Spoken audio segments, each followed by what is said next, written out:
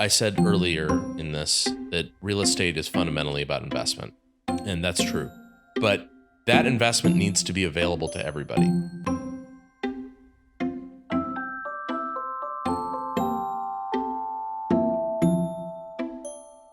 Hey guys, Michael Conrad here with the Business of Homes podcast. Today's episode actually picks up where we left the conversation with Nathan Weinberg last time. If you haven't listened to part one, I would recommend you go back, listen to that before you jump into this episode. Thanks for being here. Let's jump back into it.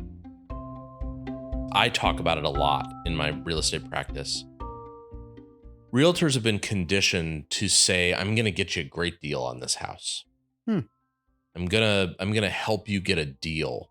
We talk about things in terms of the deal. We hear this all the time, the deal. We need to get a deal. And your parents might have talked about the deal that they got on a car, right? Mm-hmm. I would say this. You're right. Cars, watches, some watches, cars, especially cars and chairs and sofas and all those things depreciate. They lose value. Whether you decide you want to spend a lot of money on something that loses value or just a little is up to you. And I'm not judging you one way or another. Those things are important to you for whatever reason they are. But houses appreciate. And so I would say this. You shouldn't get a deal on a house. You shouldn't want a deal on a house. You shouldn't want to overpay for that house. But getting a deal on a house can have the deleterious effect of drawing down the value of a neighborhood. And if it doesn't do it immediately, what it will do is create a delta between, it'll change your equity quickly. So if a house is listed for $100,000 and I get a screaming deal, $80,000 I paid for this house.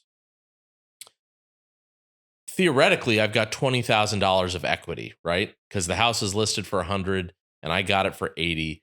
Oh my God, I have this $100,000 house. Except the next person on that street lists their house and they see that it sold for $80,000. And suddenly they're like, shoot, I can't list mine for $100. I have to list mine for $95. And so your equity starts to roll down. Mm-hmm. And so we should not be paying more for a house than it's worth. We certainly have been doing that for a few years. Yeah. But we shouldn't be paying less either. And as realtors, we should help our clients understand this concept.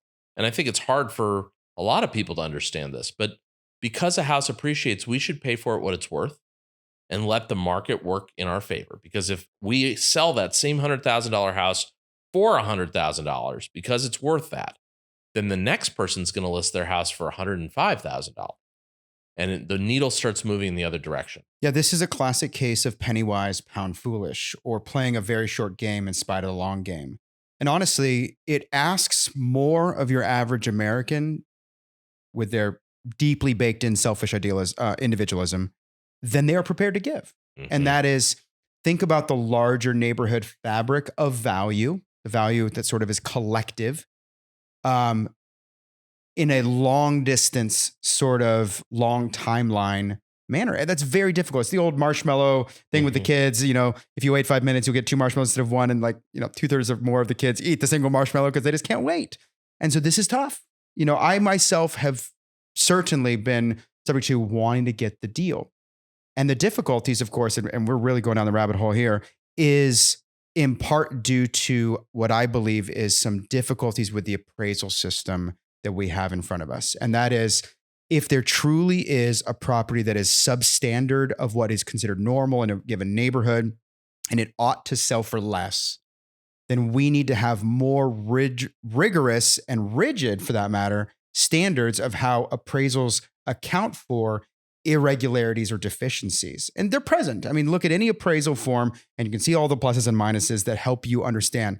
But gosh, it's deeply subjective in the way that it needs not be. And it's not objective as it needs to be, given just the shocking amount of data that we now have in 2023, specifically around appraisal values of the past, current values, sale prices, and we better know through just the magic of technology what things cost. I mean, there's entire softwares that the whole appraisal industry uses, like Xactimate, that kind of forcibly puts everyone on the same page, whether we like that software or not, on value over time. Yeah. And so the appraisal industry still has a long way to go. And depending on which appraiser you're talking to, it's either going to stay exactly the same forever, or it's going to be changing and all the robots are coming for their jobs, overnight. So I don't know which one it is. Yeah. But I do think that is a big ask to not avoid the deal, when of course, very obviously you are correct. And that is, we can't be just trying to get that extra spread without being thoughtful of the larger impact of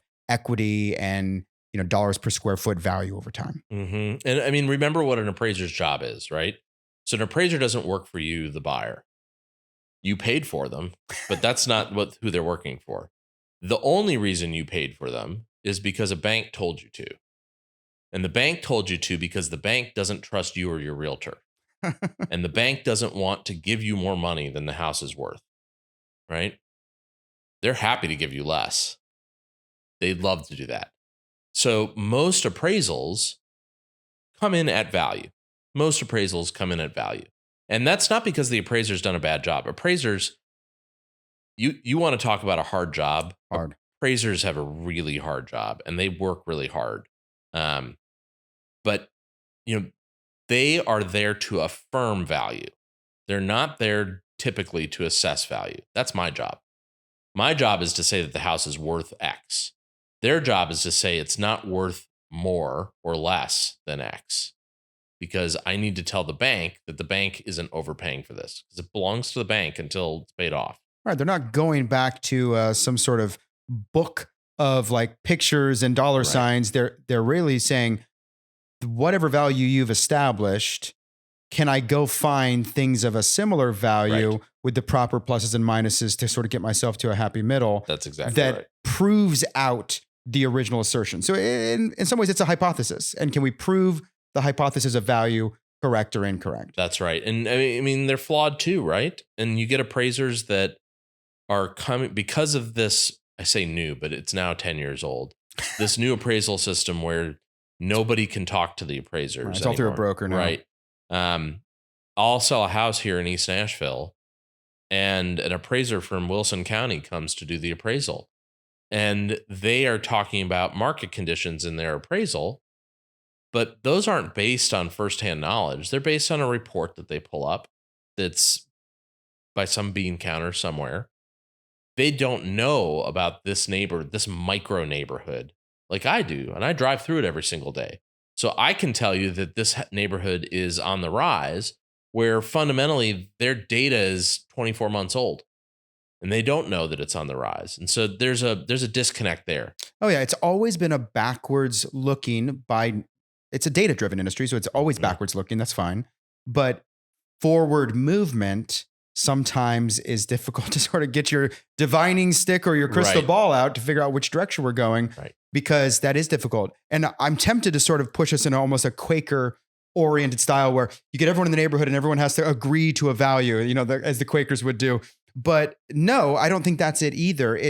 There has to be sort of this original sense of value where if someone is willing to pay for it, then it is intrinsically valuable, at that value. I mean, that's the nature of market, like a market economy, right? A capitalist system says that the market will decide what needs to happen. And I'm not sure I'm a hard and fast capitalist anymore, but I certainly still believe the patron saint Adam Smith in his understanding of the invisible hand. Like it will guide, it will move, it will reward, and will punish in like kind. And so I do believe in market value. And what is difficult for, I think, your average consumer who doesn't care about all those sort of back end dynamics is understanding, avoiding the desire to get the deal or fearing the overpayment. Those are sort of like meta feelings about trying to buy that are really difficult because they kind of cloud the judgment, when in reality, it can kind of be boiled down to some sense of like simple numbers and a level of willingness. But it's very convoluted now, especially when the market, particularly in Nashville, has been moving so much. Yeah. I mean, for those of us that have been in the business, a while, we have seen easily 5 or 6 pronounced eras of sort of a real estate overture, like, overtures in music, Mhm. like a big overture of dynamics, seller markets, buyer markets, low rates, high rates, speed of sales, number of days on market, et cetera. I mean, you speak of the trough of '08. You remember back then when it was like days on market was measured in hundreds of days. Oh, for sure. 100, Yeah. 200. I remember houses 300 days on market. And I mean, that was just wild. Every fourth house in East Nashville was for sale, in '09, it felt like, and nothing was moving. And I would decobweb. I had to set time in my open houses to decobweb houses. That's how long they were sitting. They were being reclaimed. yes. And also REO houses, like that is something that was alive and well, and, winterizing and de-winterizing houses to go show them. And now it's just sort of absentia from this market. Mhm. And, I come originally from California, where the market didn't play by the same rules as every other state. And it's starting to feel in some ways like Nashville doesn't play by the same rules as everybody else. It's on its own wavelength. I'm not saying it's good or bad. It's just feels a little bit different than the roller coaster everyone else is on. And so it's been interesting. I'm always interested to talk with people who are from California, because is it Prop 17? What was the No, I real left. estate? I left a long time ago. There was a proposition in California in the 70s. I think it was the 70s, that basically created a grandfather system to property taxes. And so if you owned a home at any marker in time, you froze in time the amount of property tax increase that could be associated with that property. Almost like rent control for property taxes. It's exactly what it was. And so what happened was, in the early 2000s, I was living in California when the state of California about went bankrupt, because what had happened was that everybody in Southern California and Northern California who had these multi-million-dollar homes, I mean, mansions in Newport Beach, and paid a couple $1,000 in taxes. And it was just really interesting to watch the economy really just crater because of this really not thoughtful process around property taxes. That's another piece of that realtor education, right? Like, we have to protect our clients. And so if we are helping somebody buy a house in a neighborhood, and we know that there's an elderly person in that neighborhood, it's incumbent upon us to make sure, as a real estate professional, it's incumbent upon us to make sure that everybody in those neighborhoods is safe and in a position that is tenable for them, including people that are not our clients. And so if I help somebody buy a house in I'm not saying I've done this or that I would do this, I should do this. If I help somebody buy a house in a neighborhood, I should be looking around. And if I see somebody who's older, who's sitting on their porch, I should make sure that they don't need help. I should make sure that they understand their rights, because nobody from the city is going to come knock on their door until it's too late. And they're usually wearing a badge and a gun, right? And so we don't want that. We need to protect those citizens. Yeah, make them aware of the programs and opportunities for what it may very well be a gentrifying neighborhood, for them to be able to survive the gentrification. Absolutely. Don't let someone buy your house that shouldn't. Yeah, that's a really interesting idea. And I think you've continued to tease out this both in this podcast, but also very obviously in your brokerage, that deep layers of realtor education is required to perform the profession and the professionalism at the level that commands respect and compensation that is due this industry. And I was part of an industry, the stagehand industry. You set up for entertainment-based things years and years ago, and that is a union-based business. And there was a lot of defense around, we have to make sure that the union is strong. And I was young and sort of a questioner of all things, as many young people are. And I was saying, but why are we defending something as valuable if it is not intrinsically valuable? And let's go to the work and to the workmen and the result and the product that they are doing and say, is what they're doing valuable? And so I struggle sometimes, because I've been in and seen professions where the value of that profession is defended at first sort of blush, but that the intrinsic value in the practice is poor. And I'm sad to report that many of the fellow stagehands I was working with at the time were poor practitioners of that craft. Yeah. They really didn't, I think, command the value that they required. And to some extent, it was like book education. Some of it was experience, but some of it, much of it, was actually just opening your eyes, opening your ears, and what I would maybe even say is waking up to what's around you. So the experience that you are having is continually building you up and making you better. There's sort of this adage in my companies that everyone's allowed to make mistakes. In fact, you are encouraged to make mistakes.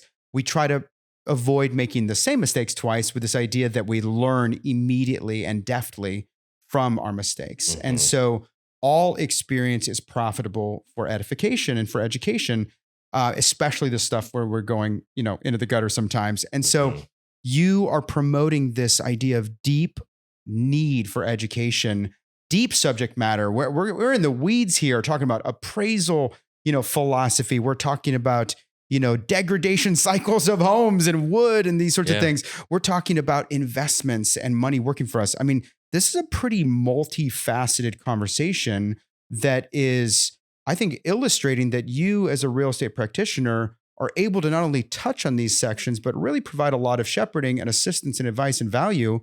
And that you're sort of making the call out there and saying, come with me, let's do this. Let's really draw ourselves up to our highest height as realtors and operate this. And yet, I don't see a lot of other brokerages providing it. I don't see a lot of it happening in the real estate schools.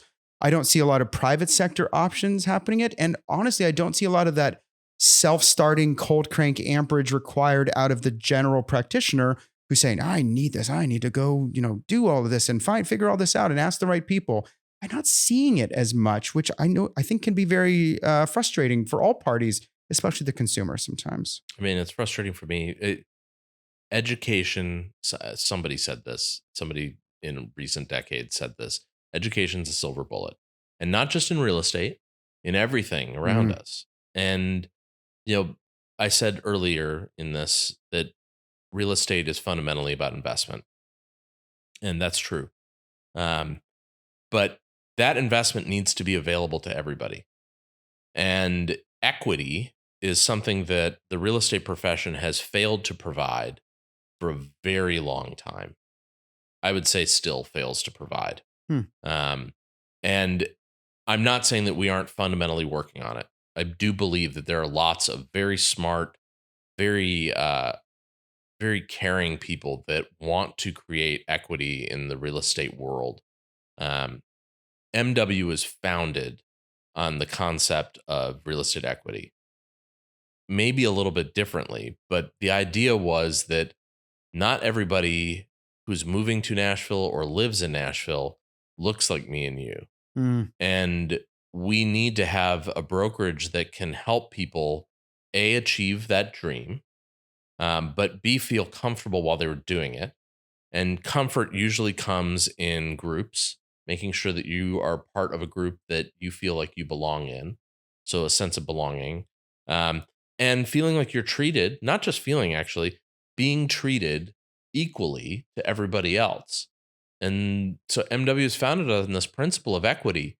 We need equity in real estate. It starts with realtors that don't pass people off at first blush as one kind of a buyer or seller. Ask real probing questions to get a sense of who they actually are, and then treat everybody the same. I didn't realize it. I didn't realize it at the time, but me going on Craigslist at the beginning of my career was the ultimate act of equity in real estate. You didn't know who was in their line of it. And they didn't know that somebody was there for them. And so we fundamentally could help people that were being ignored. And that's the basis for creating equity in real estate. Helping people that otherwise are ignored because they aren't ready to buy $1 million house. Well, if I help them buy a $200,000 house today, stands to reason someday they will be $1 million buyer. And I'm willing to make that investment in them. I wonder if your strategy would still work. I wonder if you could still go on Craigslist today and find those people. And is Craigslist even around? I don't know. I think it's lost its former glory, but yes, I do think it's still around.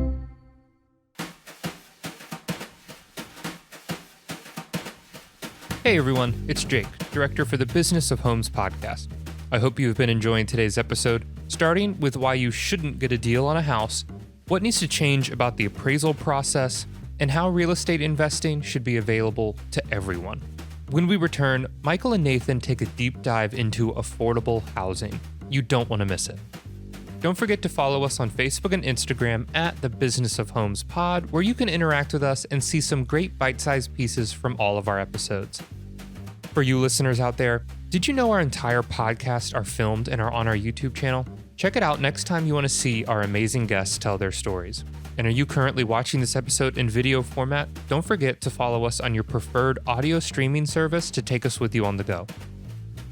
Lastly, do you have any feedback or want to suggest someone for the show? Email us at thebusinessofhomespodcast@gmail.com.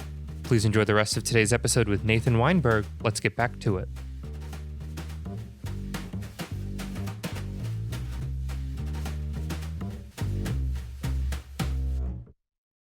I also wonder, as I sort of think to myself, maybe that person buying that $800 room or wanting to get that $800 room isn't going to qualify because the housing prices have gone up to an extent where you have to go pretty far out to find something that works for that.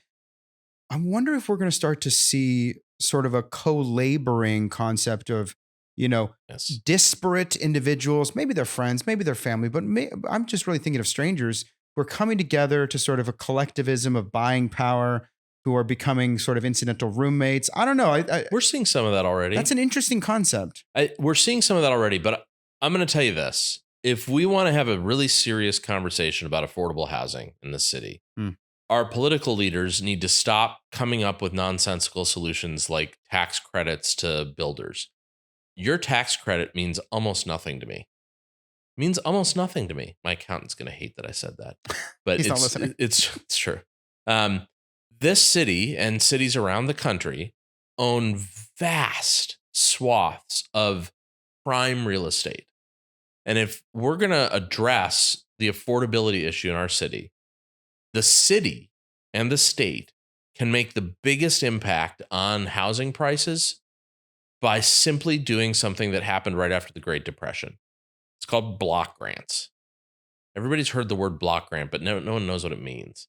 And what happened was the federal government, after the Great Depression, said we need to encourage investments in communities. And we own collectively these huge blocks of real estate that we are going to give to cities so that they can distribute that land to people that will build them and create affordable housing. Much of East Nashville is ranch houses, right? Mm-hmm. And much of Green Hills at one point was ranch houses. Mm-hmm. Those were all block granted at one point. Those were fundamentally the original housing developments in the city. So anybody that complains about how all the houses are cookie clutter in other places, let's talk in 30 years. Like, you're going to love the way those look in 30 years. But these block grants created affordability where it didn't exist. Because in giant swaths of land, they could say, okay, you, Nathan, come and build us 30 houses. We're going to give you the land, which is going to reduce your basis in these properties by hundreds of thousands of dollars sometimes, which means that you don't have to sell that house for $1 million. You might sell it for $500,000. And I know that number doesn't seem affordable, but if we talk about it in terms of $200,000, right? And the city gave me the land for free. Well, maybe I can sell that house for $150 instead. I know, but we have to have practitioners in the development side who are listening and willing. Well, they'll be required to. I know there obviously there are stipulations on even receiving that block grant. I get that because that is taking place in parts of California that I'm familiar with where, the highly rigid affordable housing initiatives that exist there have only passed by those, sort of formulas. But even still, business has not gone towards a social good by organic. Doesn't have to. It doesn't have to. That's the beauty of this. We don't have to make everybody into Mother Teresa, right? As a developer, real estate developer, it's not easy to sell $1 million houses. People with $1 million tastes have $1 million tastes. They want things to look really specifically, right? I can sell $150,000, $200,000 houses Every day all of the week. day long. Yeah, totally. And if I've got 10 of them, then I've sold my $1 million house, and I sold it faster than that $1 million house sells. And I've got the notches in my belt, and I can incrementally change neighborhoods.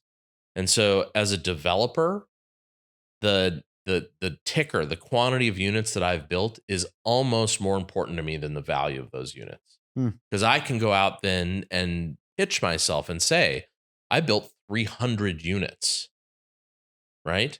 A bank never asks me, and maybe they should, but they never ask me how much those units were worth. That I was able to build 300 units and sell 300 units makes me a demonstrably lower risk. Right, because it's experience. That's right. In the ability to go through the entire production process that is more important than the value. Now, we aren't just fighting on the affordable sort of housing front, a land problem, though you could make argument that that is probably the beginning problem. But there is a labor cost issue that has crept its way into the construction world, which is affecting every listener here that's tried to do a renovation of their home or anyone that's gone through a build process. And that is everything gets more expensive because between labor shortages, inflation, and sort of geographic spread of a metro, so we reach farther with the same population. You know, we've struggled for dollars per square foot on the build because labor has gone up. I mean, notoriously, people are like, how did my grandparents or my parents afford that house for so cheap? Well, number one, labor rates were low. It may not have been a land issue 60, 100 years ago. It was really, labor was more easy to come by at a cheaper rate and honestly had a higher ability to produce quality, product. And so where are you seeing that labor issue begin to fit in? Because it doesn't feel like we're solving that problem anytime soon. Labor is fundamentally more expensive. And honestly, it should be more expensive. Quality laborers do a lot of really hard and technical work that they have been largely underpaid for decades. The cost to build a house went up 50, 60% in a matter of weeks. And that happened in correlation with COVID, obviously. It happened in correlation with the change in political environment. And so, elections matter. And when we make decisions about elections, we shouldn't be thinking necessarily about the hot buttons. We should be thinking about the things that help us every day. And so when I worked the polls recently for the mayoral election and 85 people came through in a day, it made me kind of sad. Yeah, it's a bummer. Because what the decisions of the city council and the mayor do, I feel those every single day. And people just didn't come out to vote.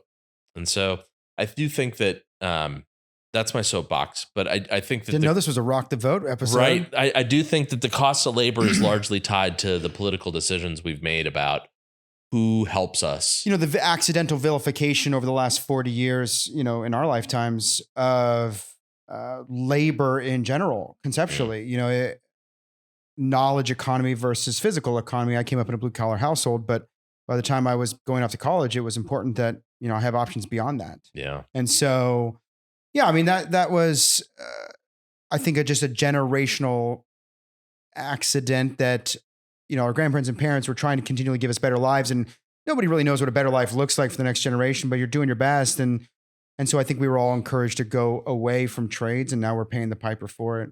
Well, that's absolutely true. And, that's a very different angle on this. And it is important. This old house about 10 years ago started a scholarship fund to pay for skilled tradesmen. So carpenters, electricians, plumbers, because if you ever watch this old house with your parents, that crew is getting kind of old. Like real old. And nobody knows how to do the kinds of things they're doing. I am encouraged though. And I'm just going to, because I'm a pretty positive guy. And I'm off social media now, but I've discovered YouTube, which maybe is worse. You're down the YouTube rabbit hole. I discovered all of these remarkably talented woodworkers that are on YouTube and are sharing these skills And it makes me encouraged because I do believe that a younger generation is discovering the value of trade work. And they're realizing I have a kid that I've worked with in the past who realized that by going to welding school and then learning about underwater welding, he could earn $180,000 a year without a college degree. And I know people that were in law school for like 12 years, some stupid thing like that, and do not earn $180,000 a year. So fun factoid about me, I actually went to underwater welding school and I ended up dropping out because I didn't want to go live on the oil rig to make that 180,000. I didn't want to live on the oil rig to do it. As we think about the next generation of specifically professionals, we're coming back and around to this idea that education continues to be the ticket to success in some manner, shape, or form. Education leads us out of one station into another. Mm-hmm. It raises us up from lowly places to better places. It enriches our practice in such a way where we're able to serve better our clients. And I think it hedges against and protects us against failure and folly by making sure that when there is market movement, market changes, that we are able to respond and move. If you don't know what an REO is, well, when those are coming back, you're not going to know what they are. Right. And so education at the realtor level, not at the school level, and really, I don't know if we can yet look to the private sector to just magically produce it. I think we really, again, like you talk about at MW, have to go to the brokerage and say, the brokerage of old as safety net and sort of a safe harbor for a license is a very tired, very two-dimensional concept. And you have to almost be charging forward and reaching into an agent's life who's in your brokerage and saying, no, you need to raise yourself up. It's a coaching level of like that basketball, who's your coach sort of, identity, much more than it's sort of this like quiet Wikipedia in the background that's helping you know what to do next when you don't know what to do next. And so, yeah, I think in some ways it doesn't take an incredibly wide amount of experience in development and construction and real estate and all the things that you've done. It really takes a strong, like admirably minded brokerage to sort of reach beyond my agents are just numbers and they're just transaction fees, to reach beyond and say, no, we've got to raise them up. And again, we start playing the long game, the bigger fabric, rather than just the short game. The short game is brokerages are places to hang licenses and earn transaction fees and, service agents. And the long game is we save the profession by making sure that brokerages are instructing that next generation. Speed of the leader, speed of the pack. You have to be the leader to make sure that the pack is going in the right direction. Bravo. Yeah. Well, there it is. And I honestly feel like we could keep going for hours and hours, and we'll have to pick my kid up. Otherwise we would. We will have to conclude this another time. We'll have to have you back. This has been wonderful. Nathan, thank you so much. We truly, I feel like, are hitting more and more these days, especially in this episode on the business of homes. And thank you for coming along with us. Thanks for having me. This is fun. Guys, this has been wonderful. As always, Micheal Conrad here, and I want to encourage you to hit subscribe and join us on YouTube and on your favorite places where you're listening to podcasts. Give us feedback. We want to know if we're talking about the things that are interesting to you. And most of all, we would love to hear what you want to talk about. And specifically, if you want to be on this podcast, hit us up. We're constantly bringing in new blood to share stories, and we'd love to have you. We'll catch you next time. Hey everyone, Jake again, director for the Business of Homes podcast. I hope you've enjoyed today's episode. A huge thank you to Nathan Weinberg for being a part of the podcast. Go follow him on Instagram at Nathan Weinberg Broker and let him know how much you enjoyed their story. Don't forget to subscribe on your preferred listening platform and make sure to follow us on Instagram as well at the Business of Homes Pod. Do you have any feedback or want to suggest someone for the show? Email us at thebusinessofhomespodcast@gmail.com. Thank you again for listening, and we'll see you soon.